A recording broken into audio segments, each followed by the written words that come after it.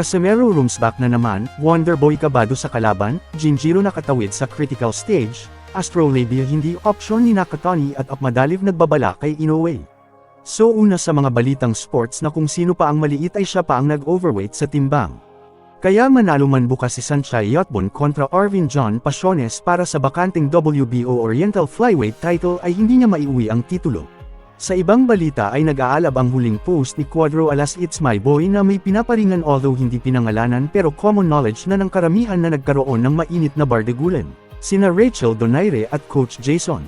Totoo kaya na walang investment ang mag-asawang Donaire at nasayang lang ang opportunity na lumago ang perang natanggap during sa kanyang pamamayagpag sa boxing? O meron pero nakatago lang at hindi sinapubliko?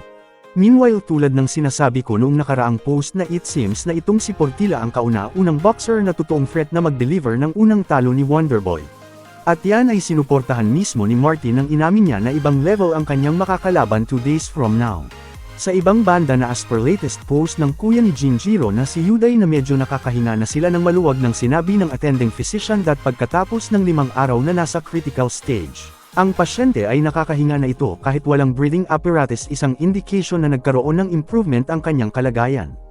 Sa huling balita na sa mismong post-fight press conference ni WBO Bantamweight Champ Yuko Takei na kung saan ay nandoon rin sa nasabing GMC 2 Division Undisputed Champ Naoya Inoue, ay kanyang tinanong si Takei kung sino ang kanyang susunod na makakalaban. Sabi ni Takei na si WBC No. 1 Nasukawa Tenshin.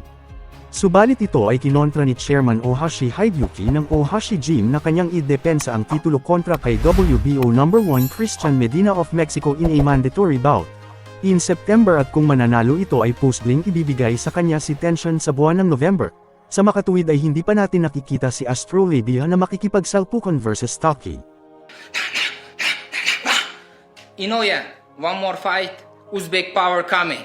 Let's go! Hi guys, I'm Gio Santisima.